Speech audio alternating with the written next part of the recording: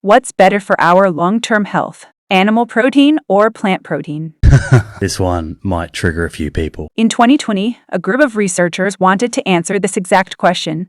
Does the source of your protein matter if you care about your longevity? They took data from 32 different cohort studies, tracking over 700,000 people for anywhere between 3.5 and 32 years. During this period, there were more than 100,000 deaths. Here's what they found. People who consume more plant protein have lower risk of dying from cardiovascular disease, the leading cause of death globally, and they tend to live longer. This is after you control for differences in alcohol consumption, smoking, and other parts of the diet like saturated fat and fiber. Specifically, each additional 3% of energy from plant proteins per day was associated with a 5% lower risk of death from all causes. Now you might say, but that's an association. It's epidemiology. Correlation, not causation. That's true, but that's what a multivariate analysis is for. And perhaps more importantly, we accept the fact that fruits and vegetables are healthy, don't we? That's also based on long-term cohort studies. You aren't going to get long enough clinical trials to measure differences in mortality between people eating varying amounts of fruit and veg. It's just not feasible. So if we accept the fact that fruits and vegetables are good for long-term health, we kind of have to also accept the fact that swapping calories from animal protein for plant protein is also good for long-term health. The same type of science informs both. So you've just turned vegan and?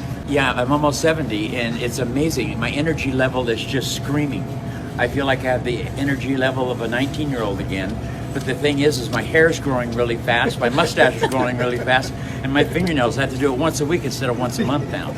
But I'll never go back. Problem. Plus my parrot is in better health by not eating the stuff we used to Your eat. parrot? She eats all vegan. I've noticed a lot of the people who are super healthy in their older years and live past their 80s, 90s, and even hundreds are vegan. But when it comes to health outcomes with veganism, people love to focus on the few negative experiences of people who weren't eating right and weren't making sure they were getting all the required nutrients, but blame it on veganism. What is it like to be 100? These, believe it or not, are the very best years of my life. How were you able to not just run marathons and half marathons in your late 80s and over the course of your 90s, but also set world records? Like, what is the secret to longevity here? No question in my mind. Absolutely, it is diet that has determined my existence, my continued existence, and my beautiful health. Essentially, for the last 30 years, you've been eating a very strict whole food plant-based diet. 100%. Yeah, so it's around 60 where you start getting competitive, though, as I understand. Is that correct? Not really. I don't think I ever became competitive, actually, until I was 88. Uh-huh. For my age, I'm practically number one. My grandpa here, he's also vegan. He's 72 years old now. Discuss with him about what turning vegan because he has recently been cleared of prostate cancer. At the moment that I got this prostate cancer, I read a lot on the internet and everywhere. So I found out you have to avoid all food which contains hormones. Dairy is a no-no, eggs are a no-no, meat I didn't eat already because I was vegetarian. Now I feel a lot of benefit from this change. I'm in a very good health now, I'm very fit, I'm moving a lot, doing a lot. I feel fitter than when I was in my 40s. I know that, for example, he really likes to cycle as well. You cycle like regularly to the grocery store, which is like in the mountains. How many kilometers would that trip be? 25 kilometers going downhill mostly, and then 25 back with the grocery. Yeah, exactly. But I love it. So he talked about not eating eggs, and I found out that apparently eating 1 egg a day is just as bad as smoking 5 cigarettes per day for life expectancy. The yolk of a hen's egg is the most concentrated glom of saturated fat and cholesterol. It is made to run a baby chicken for 21 days with no outside energy. It is pure fat and cholesterol. And when we put that into our bloodstream, it coats our red blood cells. Our blood gets thicker and more viscous. It changes our hormone levels. It raises our cholesterol levels. There's nothing healthy about eating the yolk of the egg. We may need cholesterol and fat, but the ones in an egg are too much for us and is strongly linked to an increased risk of developing type 2 diabetes.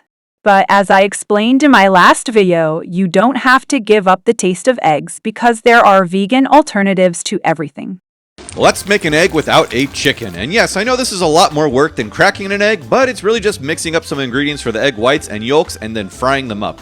And this recipe will make a dozen eggs or so, and you can keep the mixtures in the fridge for about a week, and then you can just whip up an egg every morning in just a few minutes. I'm also using reverse spherification to make the yolks, but you can skip that process and just make an egg with a runny yolk or even over easy. And before folks tell me that this is just a bunch of chemicals, remember that everything is made of chemicals, even an actual chicken egg.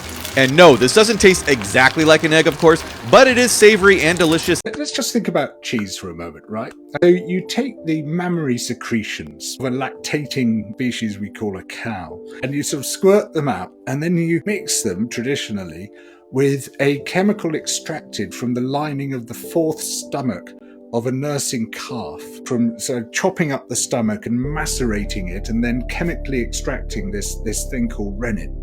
And then you mix it up with the mammary secretions to produce this slimy, sort of sludgy, pasty stuff. And then you introduce bacteria to it, specific bacteria, which then digest that wobbly mass of fat and protein you've produced. And it's excrements of the bacteria you end up eating. And you let those excrements sit till they get nice and ripe and smelly. What's not to like?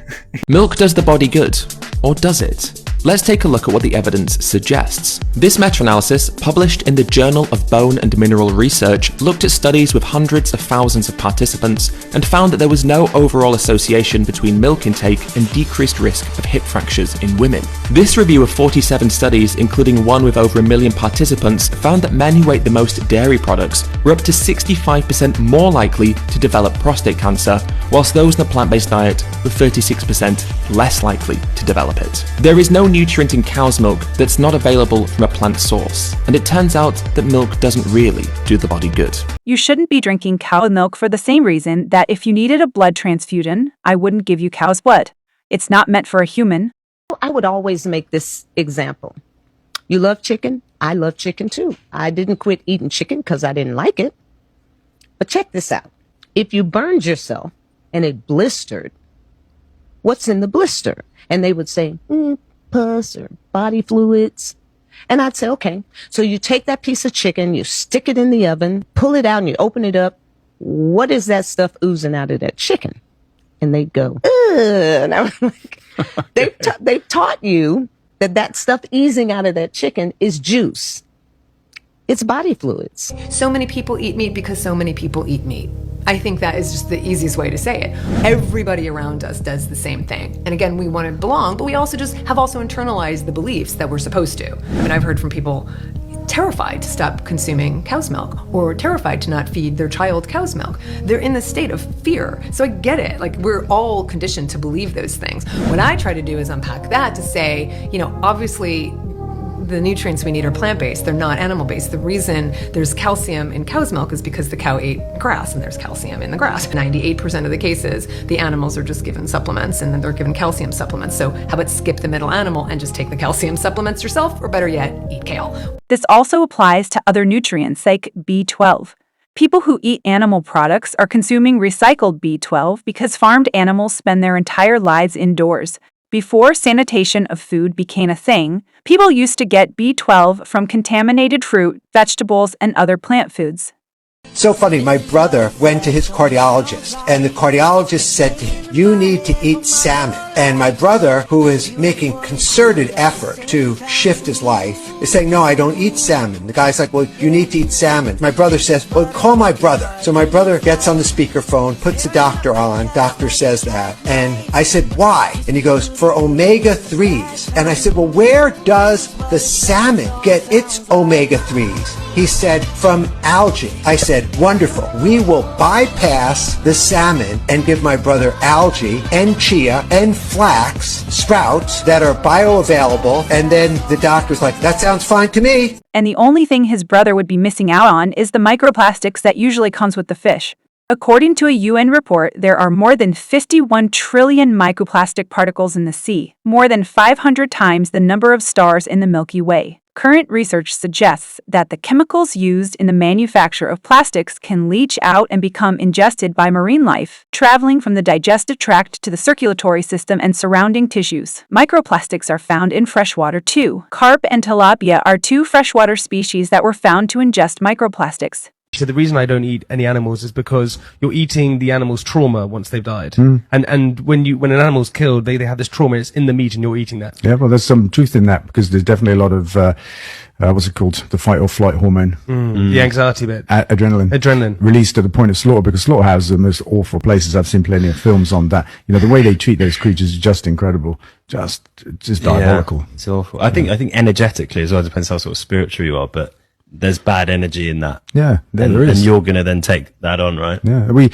slaughter 1 billion animals a year in Britain. 1 billion. Can't be that much. It's 1 billion. Globally, it's 80 billion. 80? 80. You're eating the whole animal. You're eating all of its hormones, all of its illnesses, everything, and you're taking them inside you. It's the most intimate thing you can do with something that is not actually completely clean or safe. What I found on my journey was that no cream is going to make you pretty. You know, all these things that people spend so much money and time on doing are not the answers to their happiness, their health, their beauty. All of the secrets are in your food. Period. You know, people are getting older, but when you age, you don't have to fall apart. We assume if you go to your high school reunion, everyone is falling apart. And that is what you expect because they were 40 and now they're supposed to start falling apart. What I was experiencing is that I was getting stronger and healthier with time. So I just saw it as this secret. And as I went along, I got even more specific about it. And I fell into kind of macrobiotic eating more, plant-based, whole, real foods. And I found how to use food as literally medicine, the way that Hippocrates and, if I will say, Jesus intended.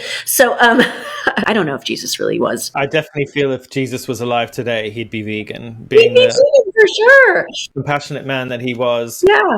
If it says healthy on the label, it's not healthy. You never see the word healthy on the broccoli, right? So in general, if you skip all that processed stuff and you stick to the real foods where you know what they are, you're going to be better off. I mean, they didn't start using food labels, ingredient labels until the 50s because that's when they started processing foods. Before then, you could just look at it and you knew what it was. Oh, that's an apple, right? You didn't have to pick up a label and go, what is this, right? So if you stick to that where it's food that you can identify, you're going to be much better off. But also, even in that, with that said, you want to skip that meat and dairy aisle because people are loading up on all of that, and it is triggering so much disease, not just heart disease, but also autoimmune diseases and cancers as well. Even the most processed vegan foods are still not as bad as meat and animal-based foods. It doesn't have as much saturated fat, cholesterol, hormones, or chemicals. 70% of the antibiotics are fed to animals, and the animals you get meat from are pumped up with them, and many have illnesses. The people who sell them for food might not be aware of, and all of that ends up in your body.